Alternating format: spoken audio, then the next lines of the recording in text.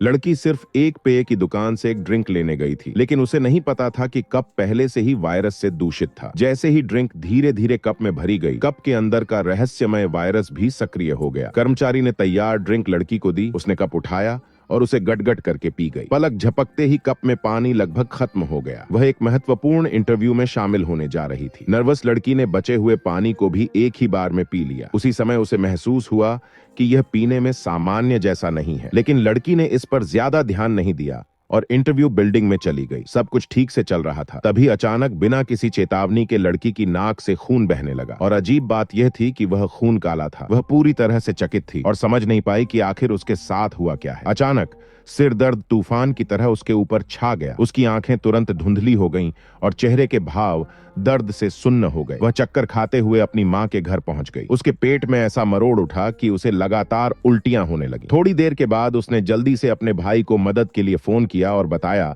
कि उसे समझ नहीं आ रहा है कि आखिर क्या हो रहा है और वह अचानक अपनी मां के घर कैसे पहुंच गई। अभी अभी जो कुछ भी हुआ वह सब उसकी यादों से गायब था। भाई ने यह सुनते ही महसूस किया कि उसकी बहन के साथ वही हो रहा है जो उसके साथ हुआ था और उसने अपनी बहन को हिदायत दी कि घर पर ही रुके, वह तुरंत पहुंच रहा है। कुछ समय इंतजार करने के बाद उसके मुंह में एक अजीब और बदबूदार स्वाद फैल गया। सिसी ने माउथ वॉश उठाया ताकि इस बदबू को दूर कर सके, लेकिन जैसे ही उसने पलटा, माउथ वॉश अचानक फूलने लगा और इतना बढ़ गया कि पूरा वॉश बेसिन भर गया। सिसी इस नजारे को देखकर डर के मारे पीछे हटती गई। वह लड़खड़ाते हुए बाथरूम से बाहर भागी और दरवाजा बंद कर दिया। लेकिन उसे क्या पता था कि वह अजीबोगरीब प्राणी उसकी परछाई की तरह पीछा कर रहा था और बेहद तेज गति से बढ़ रहा था। वह प्राणी ऐसा दिख रहा था जैसे एक मांस का ढेर हो और दरवाजे की तंग दरार से बाहर निकलने की कोशिश कर रहा हो। डरी हुई सिसी ने एक इलेक्ट्रिक लैंप उठाया और उसे जोर से उस प्राणी पर दे मारा। प्राणी एक पल के लिए रुक गया। सिसी ने उस मौके का फायदा उठाया और कमरे से तेजी से बाहर निकलकर लिफ्ट की ओर भागी ताकि मुख्य दरवाजे से बाहर निकल सके। लेकिन प्राणी ने तुरंत खुद को संभाल लिया और उसके पीछे तेजी से दौड़ पड़ा। गनीमत थी कि वह प्राणी पकड़े जाने से पहले ही सिसी ने लिफ्ट का दरवाजा बंद कर लिया। लेकिन जब उसे लगा कि उसने खुद को बचा लिया है, तभी वह प्राणी लिफ्ट पर चढ़ गया और लिफ्ट को बीच में ही रोक दिया। सिसी ने लिफ्ट का दरवाजा खोलने की कोशिश की ताकि बचकर निकल सके, लेकिन उसकी ताकत कम थी